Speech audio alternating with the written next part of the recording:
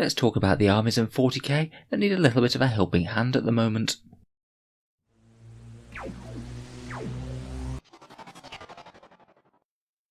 Hello and welcome back to Auspex Tactics, the strategy focused 40k channel where we're all about getting the most out of our miniatures on the tabletop. On the channel I do like to talk about the strongest things in the game and all of the various cheesy combos that are breaking the meta at the moment, but today I thought we'd examine the other end of the spectrum, with which armies and factions are struggling most at the moment and could really use a bit of a boost. First of all, I'd just like to say a few caveats. I know there's plenty of armies that just can't really form real armies at the moment, such as the Inquisition, which really just function as allies for Imperial armies, and the little sub-factions such as Elysidian Starstriders and the Galapox Infected from that Kill Team box. We're not going to be focusing on the small factions at the moment, as they just don't really have the units to form proper fully fledged armies. I would also like to say that army strength actually depends on quite a few things depending on the setting that you're playing. I do think that several armies can be much stronger or much weaker depending on whether you're playing a casual or competitive game. For example, very fragile armies such as Harlequins and Genestealer Cult, I feel like they might not be quite as strong in the hands of a new player playing at a more casual level, compared with being in the hands of a tournament pro who knows their armies inside out. On the other hand, there are some armies that are just quite easy to play, say Imperial or Renegade Knights. I think that they have a decent amount of power in the models themselves, but are fairly easily countered at a more competitive level, so I think that the factions would do a bit stronger in more casual games as opposed to more competitive ones. Other things that could impact army strength are the size of the games being played. Some factions do a lot better at lower points levels, though for this video I'm mainly going to be focusing on the more typical standard of 2000 points. And also I think that some factions do a lot better as allies versus just being pure armies all by themselves. Say including some Thousand Sons Psykers in a Chaos Soup list, it might be a bit stronger to get some of the best out of the army without having to dedicate the entire army to Thousand Sons. All that being said, here's a little bit of data from tournaments. I had a look on the 40k Stats Center website, which I'll link down in the video description. It's a really good resource for looking at an overview of a bunch of tournaments, so you can very easily get a picture of which armies are doing better. I believe that they monitor tournaments with over 28 players in them, and you can see the various win percentages of the different armies that are played in them. At the bottom of the pile we have Deathwatch, Craft Worlds, Thousand Sons, Imperial Knights, Chaos Space Marines, Astra Militarum and Tau Empire. In particular, the Deathwatch percentage is very low, though there were only 3 lists that played Deathwatch, so it's not exactly a very big sample size. They have also just had their codex drop. It will be interesting to see if anyone manages to make more out of them with that new book. It's interesting to see which armies also haven't had a win on the website as well. Those ones are Astra Militarum, Tau, Thousand Sons, Ynnari, again likely through lack of players, and also a few of the Space Marine sub-factions, Black Templars, Iron Hands and Deathwatch. To be honest, I wouldn't read too much into the Space Marine ones. I would argue that they're more sub-factions more than anything else, and I think it's just more representative of people choosing to play other Space Marine sub-factions. I'd argue that Black Templars and Deathwatch are some of the harder Space Marine sub-factions to win with, though I still don't think that Iron Hands are too bad in themselves, even if they have been brought down significantly since their glory days. Finally, I noticed there was a recent poll on the competitive 40k Facebook page, which talked about the various weakest factions in the game. In order of most votes, the first was Tau, then Genestealer Cults, Chaos Knights, Craft World Eldar, and Imperial Knights. So I would certainly say that there's some common themes between the two lists, though the actual win percentages in tournaments will definitely depend on how many people are playing the faction, and whether they just tend to be played by the absolute pro tournament players, or people who are happy to enter at a bit more of a casual level.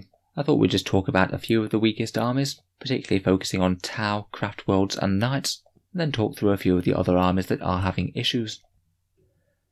First up, it really does seem that Craft World Eldar are having a hard time of it by all measures. Really a bit of a turnaround for the Space Elves. They've had it very good for many editions in terms of competitive play. 9th edition just hasn't been particularly kind to them. They had a lot of points nerfs on key units going into 9th. Flyer spam was already on its way out in late 8th, but the detachment rules and objective rules have both helped to kill it even further in 9th.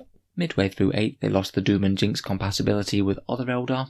One of the strongest options in my opinion, the Wraithseer, was toned down in the Imperial Armor book, and in a game where durability is key, they really struggle for durable objective holders that can gum up the midfield and threaten the enemy. I feel like they really have to fall back on their Wraith units, Wraith Lords and Wraith Guard. They're certainly reasonable options, but they don't have all that much wiggle room for tailoring to one unit or the other. Definitely an army that will be looking forward to its codex update.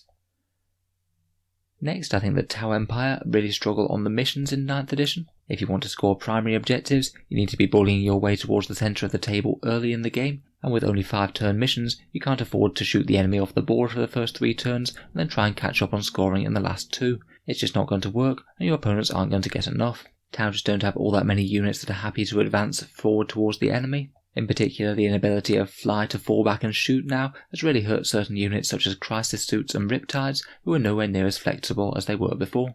Several of their units went up in points, including shield drones in particular, and I think that the average Tau army is just going to struggle to shoot an army off the board quite as efficiently as they were. Better line of sight blocking terrain, dense cover, and shorter games really mean that they just don't have enough time to gun down all the enemy forces, then focusing on scoring objectives. Next I wanted to mention Imperial and Chaos Knights, who again, from being one of the powerhouses of 8th edition, are really struggling with the missions in 9th. They can be outnumbered on objectives very easily with only one model each. They give up secondaries very easily, such as that Titan Hunter one. And in general, the Titanic keyword has seen a bit of a nerf in 9th edition. It doesn't interact with terrain quite as well as previously. It's certainly not impossible to do well with them, and in particular the Chaos Knights seem to have a much higher win percentage than the Imperial variant. But much like in 8th edition, pure Knights is really hard to make work.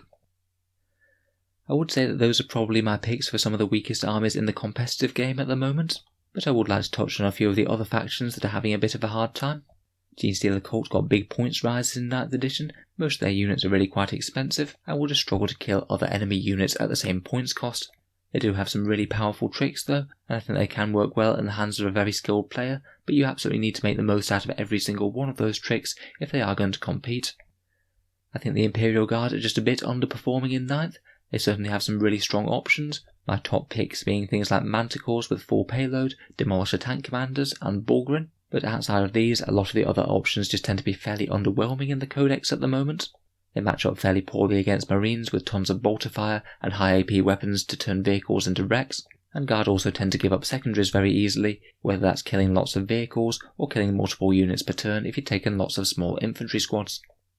Thousand Sons are one of the other weaker Chaos factions at the moment, I think, mainly because I feel their Ruriks and Zangors are quite pricey, and just aren't as solid to hold up a battle line compared with some other options within the Chaos super faction. They do have a whole ton of fancy tricks from Ritual of the Damned, but 9th edition dealt them a massive nerf to their Smite spam, which was always quite a good tactic to fall back on against elite armies such as Space Marines. I still think that they can be a very solid compartment of Chaos soup, but just really struggle as a whole army all by themselves. Tyranids are an interesting one. I do feel that most of their codex is fairly underwhelming at the moment, with just a few big decent units sticking their head up above the parapet. It's interesting that the Nids have won a few events recently, including some very surprisingly hoardy ones, which you're really going to struggle to take primary objectives against, and you often see very shooty powerhouse units such as Hiveguard and Exocrines played. At least in terms of their win percentages, they don't seem to be quite as bad as some of the other ones on the list, and they did do quite well out of the Imperial Armour Compendium, with some of the Forge World options becoming a bit more playable. I still think that Nid players will certainly be looking for a new codex as soon as possible though. I wouldn't say that they're the most well-rounded army at the moment. Finally, returning to the Eldar for a second, Inari are one of the armies that are sort of barely an army at the moment, with only 3 unique models to their name.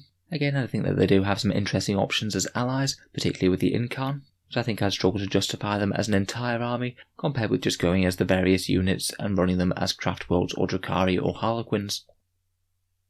So overall, I would say that the weakest army in 40k does depend on exactly what sort of situation it's played in, but I'd argue that Craftworlds, Tau and Imperial Knights are in dire need of some help, with a whole bunch of armies having some serious issues as well, including Genestealer Cult, Astra Militarum, Thousand Sons, Tyranids, Inari and Chaos Space Marines. As always, I look forward to reading your thoughts and opinions down in the comments below.